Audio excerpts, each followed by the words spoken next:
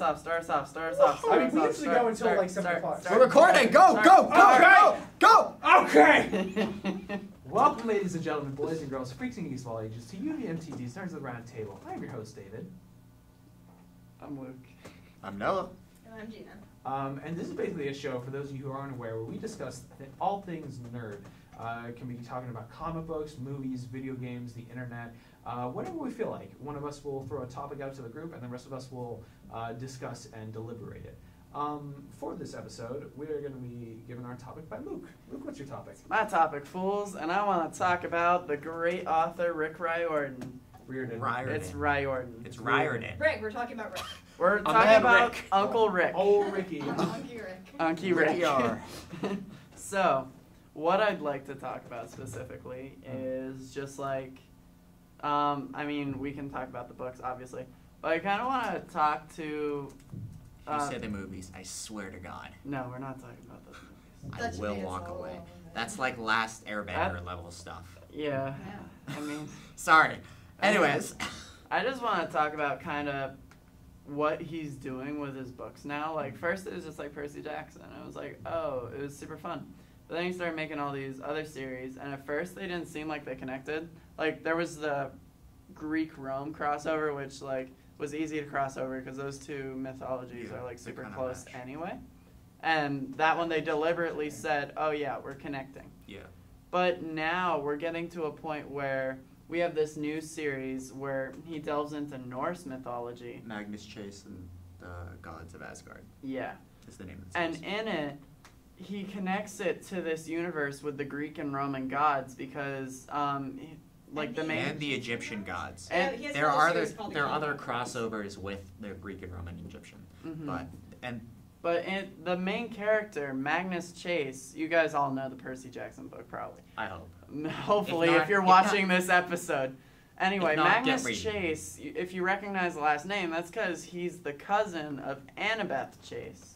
And it's just like, whoa, like in the first book, they don't delve into it too much, but it's just like, wait, if Annabeth is his cousin, then Norse mythology exists in this same universe with the Greek and Roman mythology. And Egyptian, because there's already, but those are, it was a separate crossover versus I don't remember that one. Like, there were special crossover things versus, like, in the main canon. In the Kane Chronicles books, they clearly mentioned, like, okay, he so said, like, I so thought like I saw a flying horse. No, there were not even that. You gotta let me explain. On the other side of, okay. You gotta let me explain, okay? So they were hanging out with whoever was like taking care of them in Brooklyn, and they were like, "Why can't we go over to Manhattan?" And it's Amos. like, "Oh, whatever. I don't remember these names." The kids were like, "Why can't we go to Manhattan?" And like the caretaker or whatever was like, "Oh, there are other forces there." That we don't other wanna mess gods. with." He says, said other forces. He didn't say other gods. Here's the no, he does say other gods. Here's the thing. Anyways, if I can say, I'm gonna kill you. with like that, for sure. With that sort of thing, it's almost like an Easter egg. Like at the time, I didn't think too much about it. I'm just like, oh, it's sort of like it's a reference, but I didn't think a few of the Heroes of Olympus characters also like made cameos in the Kane Chronicles books. Well, I don't remember they didn't. that though. Yeah. The original like head of the Aphrodite cabin, like. Oh right, yeah, she did. See, but I don't remember. That's like small things if you're like dedicated. They're the Easter eggs. Well, but in Magnus Chase, but in Magnus Chase, there's a direct connection. Like Annabeth appears and talks with Magnus, and they do like the old sit down. Oh, my life's screwed up. How's your life? It's also screwed up worse. Annabeth, it's like I bet yours isn't more screwed up than mine. I mean, Annabeth like legit went to hell. I mean, yeah, Magnus is like, yep. What a dumb name though, Magnus. Can we just talk about that? No, that is an epic name. I listened to an RPG podcast with the brothers McElroy, and one of the characters' name is Magnus Burnsides, and he's one of my favorite characters of all time. Magnus is awesome. So that's an epic name. Yeah, you're dumb. You're a kid dumb. David's a dumb What name. kid in the 2000s get named Magnus? Like, honestly. It's not the point. Anyway, where I was going with all this, kind of in the Kane Chronicles, it was like less specific references, Easter or at least because he knew that Easter Pierce eggs. was like dead in the water after the first book or whatever. I liked it. No, I thought it was decent. But it was Easter eggy versus a direct canon connection, which he does in these Magnus Chase books. And so what I'm thinking, like I was joking with my librarian about this once, and my librarian was just like, "Oh yeah, maybe he's trying to do his own Avengers, and Loki will actually be there." Oh my god! And then he like And that was when the Magnus Chase book, like, was announced. It wasn't, like, out yet. And then once it came out, you read it and you're like, oh shit, it's actually happening. So I just want to say, like, I'm super excited for, like, this thing. Like, Rick Riordan is super smart. Like, there's a lot of differences between mythologies, and it's, like, weird to try to mix them. Yeah. But he did it so perfectly with Greek and Roman, I think, and that one's a little easier to do. I mean, the Roman mythology is an evolution of Greek mythology. Basically. I also, it's an appropriation role. I like the fundamental thing of it. He's taking old culture and history and like stuff you normally learn in the classroom. We kind of boring it. It's like classical stuff, and making it, digestible and accessible to kids. Because it's entertaining. So much. At the very I mean, least, I already loved. Yeah, at the very least, making it interesting because like he introduced the concept of the Greek gods in the Percy Jackson series, and it was fun and interesting. But you only learn so much about the myths. Like you learn a base value, but it made me as the reader want to go out. Yeah, I mean, I already got Greek myth books and I read them. I mean, I already had a base interest in it and knowledge, but I expanded and it furthered my interest. I also like character development and all that, and he also makes a lot of steps toward social ideas, social reform ideas, specifically towards. I mean, the big example I can think of is gender identity. Representation. You got Nika, who's a gay character, and that's been a huge torment through his whole life because he was born in the 40s and it wasn't exactly as tolerant back then. So I don't think it was forced. I think it was a good way to expose. In his fairness, though, he was Italian. He would have been able to get away with it a little bit better. He was in Italian during World War II. He would have been sent to a concentration camp. The Italian? Germany had no clout in Italy, dude. Mussolini wasn't he in and America? Hitler were well, he was in Italy for a bit, but then he got put to the hotel, Lotus Hotel. Yeah. But he was in Italy. He in the 40s. It didn't really matter where you were. But here's the thing. And then, continue. I wasn't done. So, and then in spoiler alert for you might have heard the rumors of this, but spoiler alert for the second Magnus Chase book. So he throws in a gender fluid character in there, named Alex, and that character, and he dug up an old Norse word like Arger, which is gender fluid, and made it sort of a canon thing, made it part of the mythology or whatever of the show, which makes it much more concrete and much less thrown in there, and just putting these important topics, and he puts even more just statements about gay rights and Apollo and the trials of Apollo, he's bisexual. And that's another example. But I was gonna say in Magnus Chase, Magnus points out so many because Magnus was homeless for a great period. So many homeless kids are LGBT people who have been thrown out of their homes by their parents. And that was and he made a huge thing about that, and I think that's an extraordinary thing to do. Bring up these important social issues and promoting tolerance, especially with the demographic. This is a younger demographic, and exposing the next generation to these things is it's incredibly also kind of powerful. interesting considering this guy's from Texas, which is a pretty red state.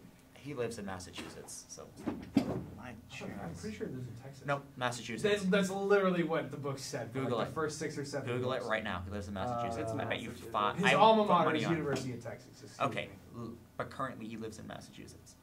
But I know people from the university who go. Yeah, I also how he was born in San Antonio. It goes beyond just gender identity. I mean, the whole big. Can I ask a question real quick? Sure. You keep talking about Alex, the gender fluid character. Sure. And about Arger is Arger? But you say that it makes a gender fluid character part of the myth. I think it makes it less he's.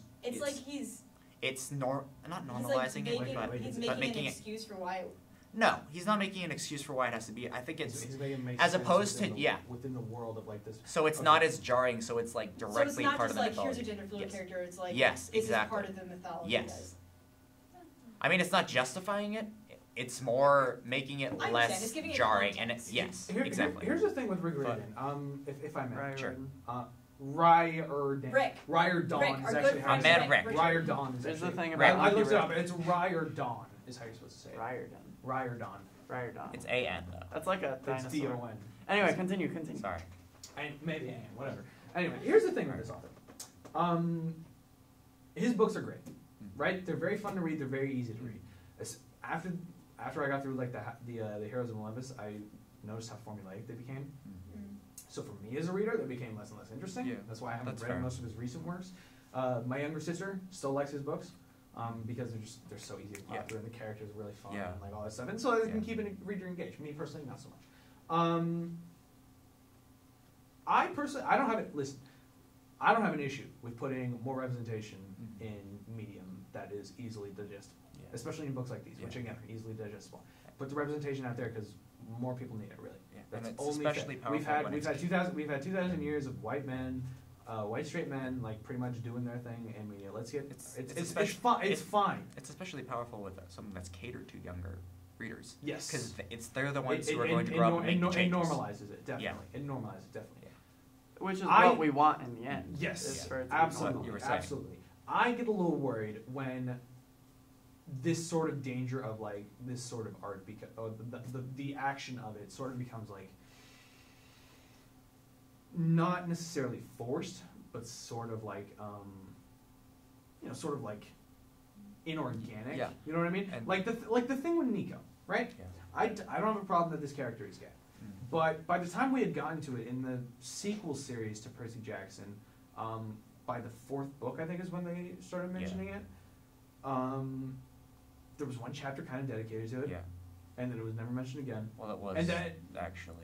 Well, once with Jason, but like it was never a main topic. It was multiple times with Jason, and then there was the whole thing with him and Will Solace, who is he ends up dating. Dude, I'm talking about this one book though, this House of Hades book. Okay. I'm sorry, I didn't mean to get so aggressive. Sorry. I didn't mean to. I was just trying to make nerd rage. I'm not trying to nerd rage. Jesus. I think the fact that it dwindled down, at least in that book, is indicative of Nico, because he is a very secluded and closed off character. I think it's also indicative of the current narrative that was going on, which is fine. Yeah. I just, when I look back at those books, and I have looked back at them in a time or two, like, making him be gay after all this time really doesn't change anything about him. I don't know. I think it explains a lot.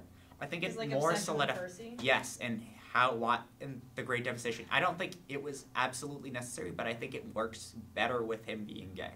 I think it almost sort of that puzzle piece that kind of clicks everything together. It made sense when it was to each his own, I suppose. But I mean, like I sort of like never like sort of like didn't understand like, oh, this is a young kid who's very impressionable, and he sees this older kid being a hero. It's the same way as like when I was like a 9-year-old and I saw a 14-year-old like doing cool trampoline flips. I'm like, oh my god, that's so cool.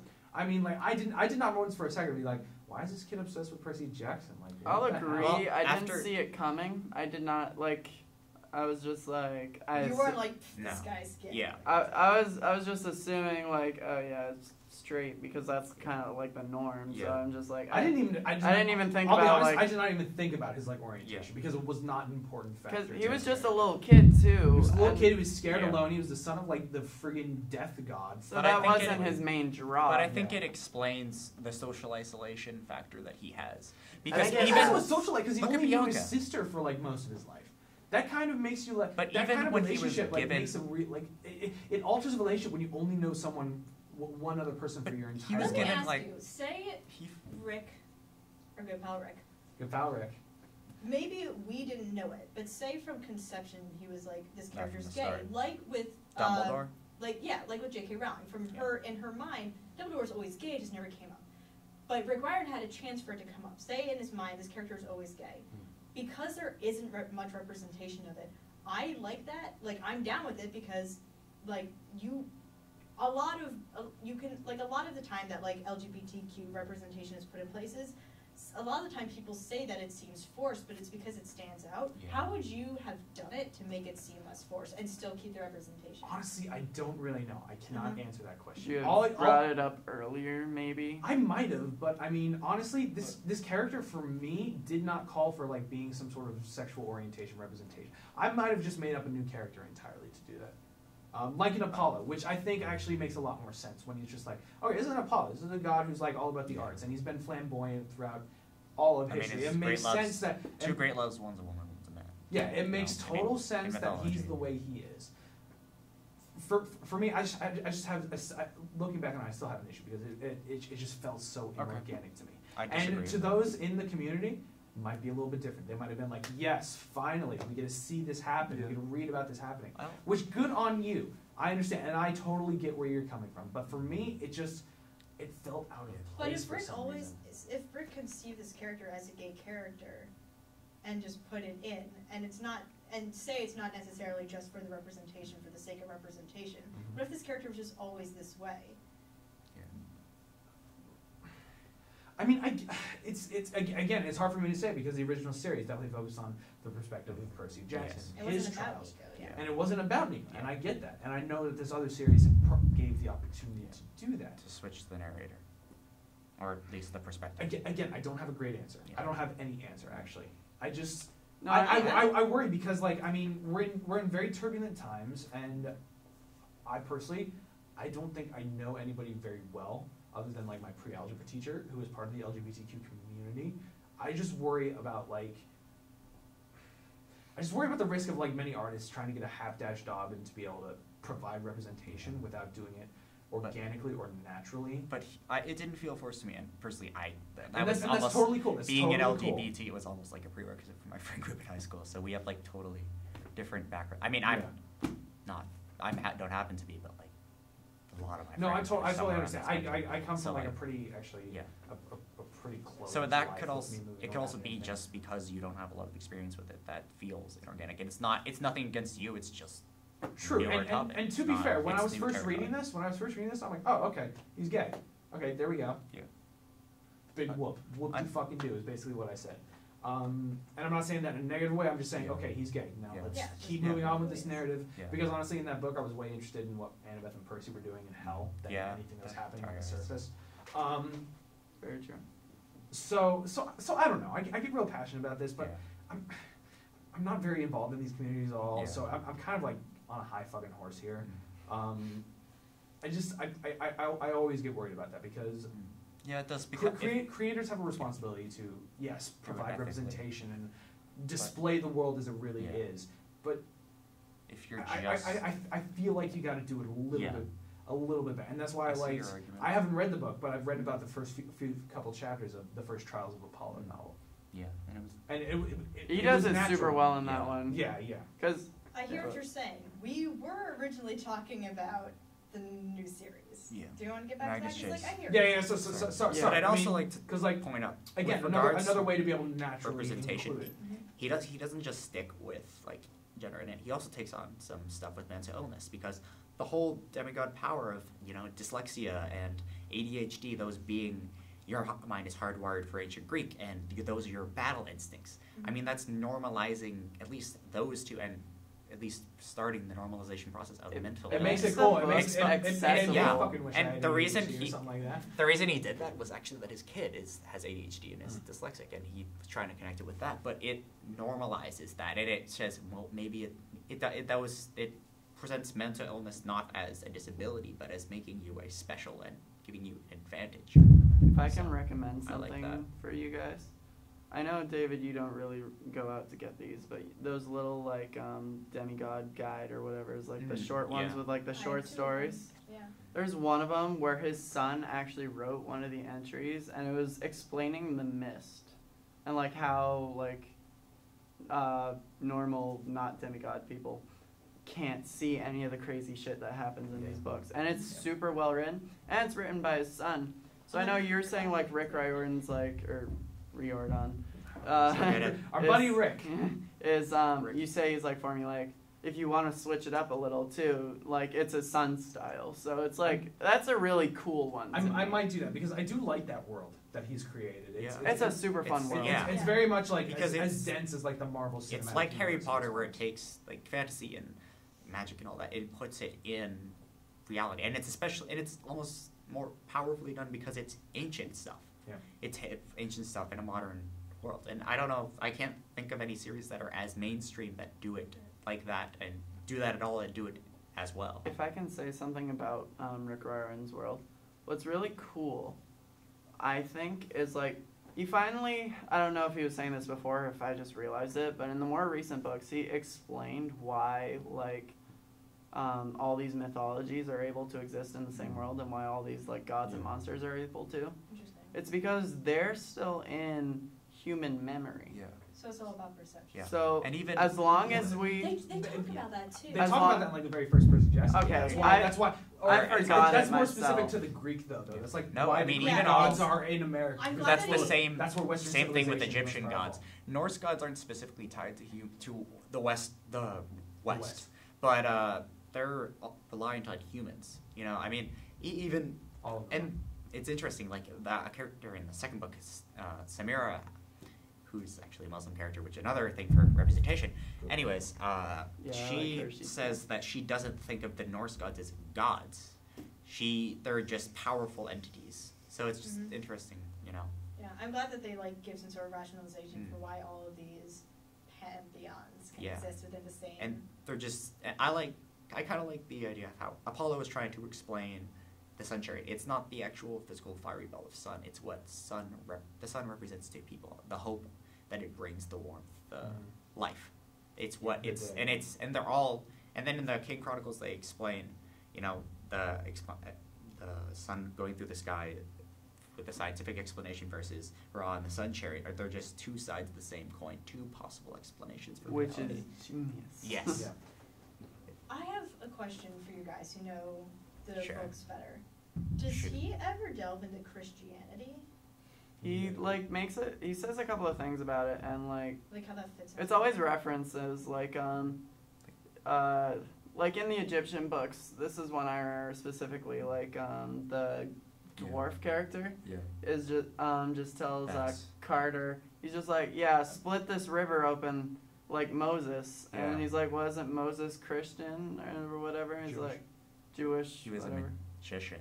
Yeah, in the canon. But yeah, he says no, he was just a magician or whatever. That's what their demigods are. They also, they delve a lot more into like the Islam religion with Samira, like her faith and how she reconciles it in the Magnus Chase series. So not necessarily Christianity, but one of the other. They talked about. That's interesting. They talked about God once, I think. And then when Percy was learning everything, I think he asked Chiron. So God exists. And then he was like, well, God, the singular, that's another topic entirely or something. Gods as in powerful primordial entities that represent nature. Yeah, I almost don't know if I would want I don't know how he would go there, but I would. think you should. But if he did it, if he could do it well, I'd be interested to see how he would fit some of those greater. See, I think what he's trying to represent is they're not if you look back at Greek mythology and all that, they're not perfect. Gods, that's the point of Greek mythology. They're not the idyllic, the big man, the omnipotent, omniscient, benevolent like God. You were saying, just powerful entities. Yes, exactly. They're primordial beings. So they're not. So it sort of takes a bit of the sense of piety out of it. That's a good point. Yeah. And that's what these gods can present for these characters that we follow. Yeah. They're literally lessons for the characters to follow every single. And they were originally when they were first, they were explanations, but they were also lessons for people. It was a lot of gods just fucking people and doing stupid things or selfish things. Mythology is just messed up. I mean, Labors of Hercules, Chaon. A lot of people fun fact, a lot of people living in ancient Greece didn't actually believe these myths. It was more of just a way to tell fables. To explain the way the world was. Yeah. It was most people, there was rarely an instance where someone's like, oh yeah, Zeus is real. I think there were some people who there were churches and stuff that there were people who did believe, that was but I think that was before human record almost. But there were actual there were oracles that they had. There were people but when that we genuinely think of worshipped our it. ancient Greek, it's very scientific. It's the birthplace of science. Once you get into the age of science, it's more of a fable role. Yeah. We have almost no record of the times when they did believe this stuff was true. Yeah. So yeah. Anything else you guys want to talk about? Well, I mean, just Rick, our buddy Rick. That's a good joke that we have. Our buddy Rick. He's definitely an entertaining author. He knows exactly what his audience needs out of him, and I totally respect that. Providing representation when it's done done organically, I think it's for various demographics and normalizing mental illness. I mean, and still maintaining an interesting and engaging story and incorporating all that historical and classical knowledge and stuff. I mean, the series does so much for social improvement and culturing just young individuals. It's just extraordinary how you can look at it as just like this fun tale, but there's so much more to it, and it's done in a much more more digestible way. Like a lot of these stories that try to like normalize these kinds of really big social issues, they're very like. But I don't know. They don't go down the like action adventure trend that's like a lot more fun to be able to read about. It's often very serious or very dramatic and that can sometimes be hard to read. And with these more diverse characters. Exactly. Yeah. I also really like how just when he started the second, this is kind of off, but like when he started the second series of Percy Jackson, Heroes of Olympus, he like how he knew his audience enough to know that like he had a really big cult following from the Percy Jackson series, and he made it darker. Like he. I think he had a cult following. He had like an official. Yeah, that's true. His books were. It was beyond that. It's mainstream. They still are. I mean, it's excellent. They're just this. It's excellent for so many different reasons. Way to go, Rick. Go Rick. Woo! You did well. To end this topic. Oh, okay. Hats off. You want to just say like our favorite books real quick? Okay. Series or individual books?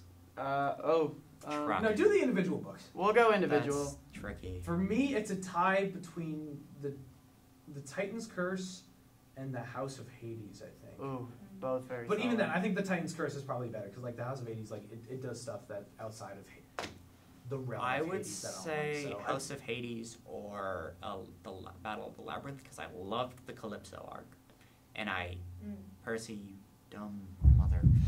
Well, no, because Calypso goes back to Calypso. Yeah. Like, all right, sure, yeah. Yeah, I'm so Way glad to go, bro. Leo needs some love. Leo Valdez. What about you? He got like. I read some of Heroes of Olympus, but I read all of. I might have to go original first Percy Jackson book. The Lightning Thief? Yeah. Really? Oh damn. Maybe. Go back to the start, where it all began. I read these books a long time ago, and that's the one that still I remember the most. I think it's because it's the first one, but like, yeah. And it was the only decent movie that they made. No. It's actually I hate it because bad. it's not. I hate it as a popcorn flick. I will give you it, but it's not at all. They basically skimmed for characters. No, it's a horrible book. It's represent. Book to screen is really bad, but movie itself is fine. I can't forgive it. I'm sorry. The representation is just so bad that I can't forgive it, and I will not acknowledge that it's a good popcorn flick, even though it may or may not be. I like the actors though. They were good. They did the roles okay. All right. Whoever was funny. All right, and anyway, my favorite. Come on, Gabe. The last book of the Percy Jackson series. I concur the last with one. that was a really good battle. The They last- did it really well. I mean, I feel like in his other two series that are complete at the moment, Heroes of Olympus and the Egyptian one, like the last books were just like, okay, it wasn't as satisfying. The Serpent Show, I did like that one. I liked it, More but than it wasn't a very satisfying ending for me. Yeah, that's fair. But the last Olympian was such a satisfying ending, and it was so perfect, and like the whole scene, the last part where like Annabeth and Percy, It was so cute. like everyone pops out, like starts coughing. I'm like, it got a little sappy for me, but I reread. I just reread that. I was so ready for so that many sap times. by the end of that. You've been building up for that for at least 4 books. That's if you got the Annabeth Percy connection in the first book. I'd say. I didn't get it in the first I'd book. give an excuse. The main male protagonist wasn't going to get with the main female protagonist. Well, But, the love connection wasn't there. logic. Yeah, true. the love connection wasn't there. I think it started bubbling at the second book, and I that's saw it more that's in where the we third were just. myself. Come on. I started She going. isn't in most of I the started- book. I know, but he's like, oh He's man, losing his shit. If you didn't get it by the third book, then Yeah, I mean Yeah, no, the whole and you didn't dance know. scene and him losing his mind. Honestly, about halfway through the fourth book, I'm just like, come on. And then there's the quick little kiss in the labyrinth. I'm like, then I was just like, oh It's no, just- too brief. All right, we gotta end this episode. We're going way over time. We're gonna be late for shit. All right, thank you everybody, ladies and gentlemen, boys and girls, freaking geeks of all ages, for joining us at UVMtv Nerds on the Round Table. If you like this episode, consider leaving us a like, a comment, subscribing to the channel, checking out some of the other shows that we've got, and consider sharing this episode with your friends. We'd like to expand and get some other nerd friends out there, especially in Kansas. We want you, Kansas. We want you to be friends. Breathe. If you have any topics that you'd like us to talk about on the show, consider leaving them in the comments. We are able to absorb and just talk about whatever we want. We're just talking about what we want to Next right time now. I'm stealing your shtick. I need to get through this, okay? But I can. We have some social media that you can start following at both Instagram and Twitter at UVMtv Nerds. A line has been drawn in the sand. I'm giving you 10 seconds to close out this show. Okay, and that's pretty much it. Check out the other shows. We hope you enjoyed this one. Until next time, I've been David Shit, my water bottle. David Shit. I've been David. I've been Rick Riordan's biggest fan. I've been Noah. And I've been Gina. This has been UVMTV's Nerds Around Table. Thank you so much for joining us. And until next time, live long and prosper. Adios. Bye, guys.